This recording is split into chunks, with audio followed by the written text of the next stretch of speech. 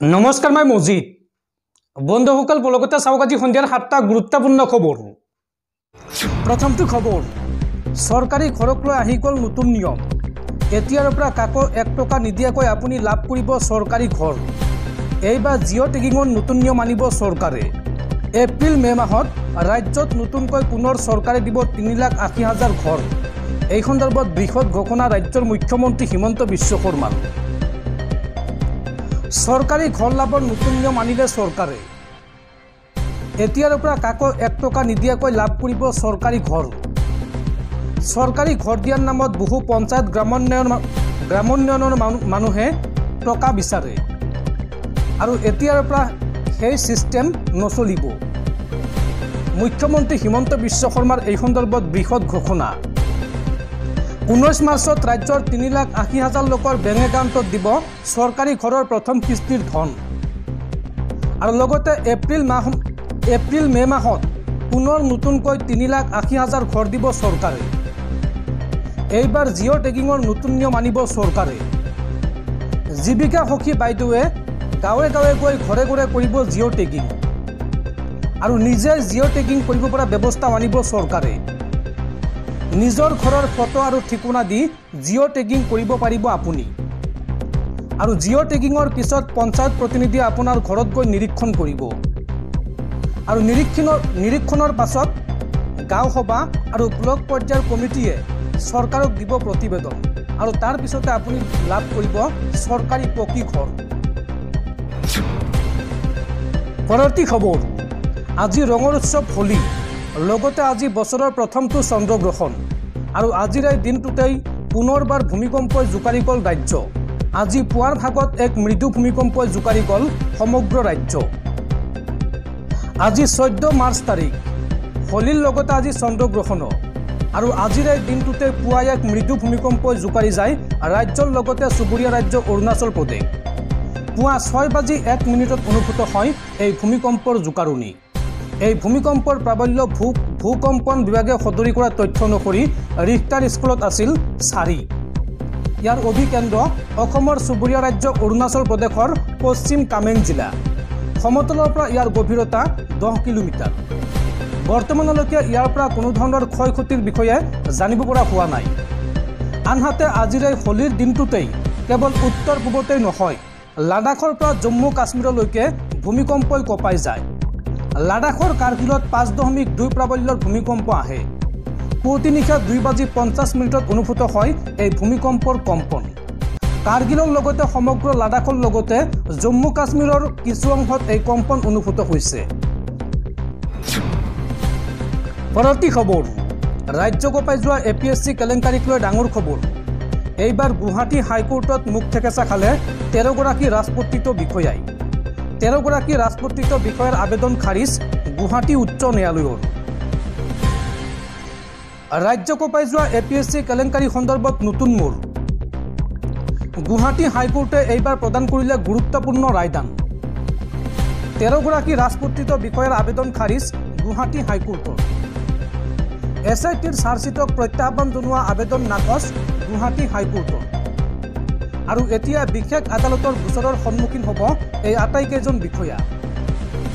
উল্লেখযোগ্য যে APSC কেলেংকাৰী গোচৰত নিলম্বিত হৈছিল এই 13 গৰাকী ৰাজপত্ৰিত বিষয়া। দৰ্শকসকল আৰু বহুতো গুৰুত্বপূৰ্ণ খবৰ আছে। তাৰ আগতে আপোনাক জনাওঁ যে যদি আপুনি এতিয়ালৈকে এইটো ভিডিঅ'ত লাইক কৰা নাই তেন্তে এতিয়াই ভিডিঅ'টোত লাইক কৰি দিয়ক আৰু এনেকুৱা ধৰণৰ ভিডিঅ'সমূহ নিতৌ চাবলৈ চেনেলটো ছাবস্ক্ৰাইব কৰি কাষত থকা বেল আইকনটো প্ৰেছ কৰি ৰাখক। পৰৱৰ্তী খবৰ কাছাৰত স্বামী হত্যাকাৰী মহিলা মাম্পি বেগমক যাৱজ্জীৱন কাৰাদণ্ডৰ ৰায়দান আদালতৰ। 2023 চনৰ 21 ফেব্ৰুৱাৰীত স্বামী ফাৰ্মিন উদ্দিনক হত্যা কৰিছিল মাম্পিয়ে। পাৰিবাৰিক কন্দলৰ বাবে কেচিৰে হানি খুচি হত্যা কৰিছিল ফাৰ্মিন উদ্দিনক আৰু সেই গোচৰৰ শুনানি গ্ৰহণ কৰি মাম্পি বেগম নামৰ মহিলাগৰাকীক যাৱজ্জীৱন কাৰাদণ্ডৰ ৰায় দিছে আদালতে। পৰৱৰ্তী খবৰ ভাৰতীয় নিৰ্বাচন আয়োগৰ নতুন নিৰ্দেশনা। ভোটাৰ কাৰ্ডৰ সৈতে লিংক কৰিব লাগিব আধাৰ কাৰ্ড। ভোটাৰ কাৰ্ডৰ একেটা নম্বৰলৈ বিতৰ্ক জ্বলি উঠিছে। একাধিক ভোটাৰৰ নাম একেটা ভোটাৰ কাৰ্ডৰ নম্বৰৰ সৈতে জড়িত হোৱা তথ্য পোহৰলৈ অহাৰ পাছতে তৃণমূল কংগ্ৰেছে আন ৰাজ্যৰ পৰা অহা ভুৱা ভোটাৰৰ কথাও উত্থাপন কৰিছে। ইতিমধ্যে ৰাষ্ট্ৰীয় নিৰ্বাচন আয়োগৰ ওচৰত এই বিষয়ত অভিযোগ দাখিল কৰা হৈছে। এনে বিতৰ্কৰ মাজতে নিৰ্বাচন আয়োগে এটা গুৰুত্বপূৰ্ণ নিৰ্দেশনা জাৰি কৰিছে। নিৰ্বাচনী তালিকাৰ তথ্য আৰু ভোটাৰ ৰেকৰ্ডৰ সৈতে আধাৰ নম্বৰ সংযোজিত কৰিবলৈ বিষয়াসকলক আদেশ দিয়া হৈছে। সকলো ৰাজ্য আৰু কেন্দ্ৰীয় শাসিত অঞ্চললৈ এই সম্পৰ্কীয় গাইডলাইন প্ৰেৰণ কৰিছে ভাৰতীয় নিৰ্বাচন আয়োগে। এই নিৰ্দেশনাত স্পষ্টকৈ উল্লেখ কৰা হৈছে যে আধাৰ নম্বৰক নিৰ্বাচনী তালিকাৰ তথ্যৰ সৈতে যুক্ত কৰাত বিষয়াসকলে অগ্ৰাধিকাৰ দিব লাগিব। মুখ্য নিৰ্বাচনী আয়ুক্ত জ্ঞানেশ কুমাৰে এই সন্দৰ্ভত কয় যে ভোটাৰৰ সঠিক পৰিচয় নিশ্চিত কৰিবলৈ আধাৰ আৰু মোবাইল নম্বৰ সংযোজনৰ বাবে সম্পূৰ্ণ চেষ্টা কৰিব লাগিব। ইয়াৰ উপৰি জন্ম আৰু মৃত্যুৰ পঞ্জীয়নৰ ভিত্তিত নিৰ্বাচনী তালিকা নিয়মীয়াকৈ আপডেট কৰিবলৈ আয়োগে নিৰ্দেশ দিছে।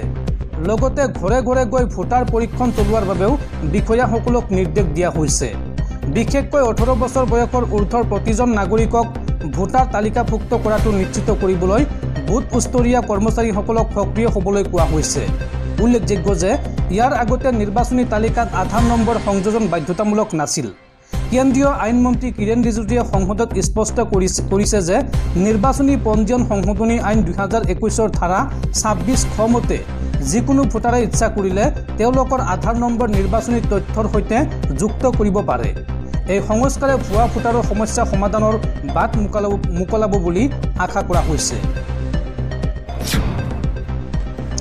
পৰৱৰ্তী খবৰ, আকৌ খাকী পোছাকত দাগ লগালে অসম আৰক্ষীৰ এইগৰাকী বিষয়াই। মৰনৈ থানাৰ অচি বিশ্বজিৎ শৰ্মাৰ বিৰুদ্ধে এইবাৰ গুৰুতৰ অভিযোগ। বিনা গোচৰত নিশা লকআপত ৰাখি ধন লোৱাৰ অভিযোগ ভুক্তভোগীৰ।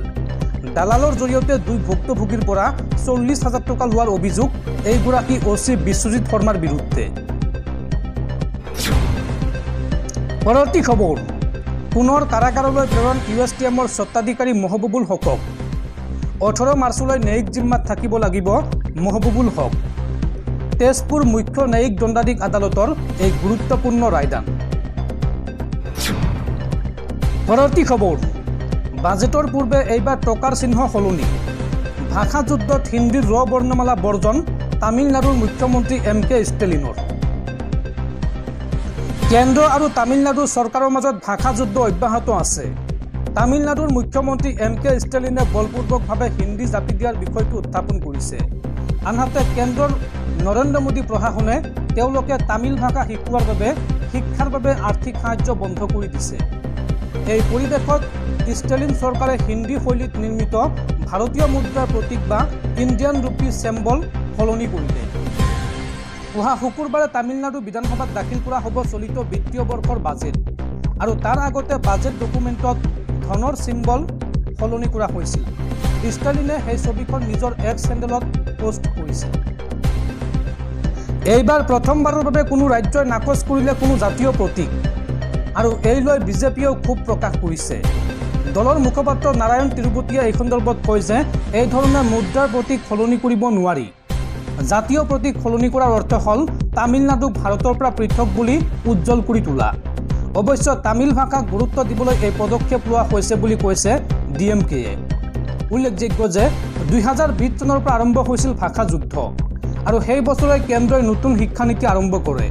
কোৱা হৈছে যে প্ৰতিখন ৰাজ্য আৰু কেন্দ্ৰীয় শাসিত অঞ্চলত ছাত্ৰ ছাত্ৰীক বাধ্যতামূলকভাৱে 3টা ভাষা শিকোৱা উচিত। নতুন শিক্ষানীতিৰ এই দিশটোক লৈ তামিলনাডুৰ তীব্ৰ আপত্তি।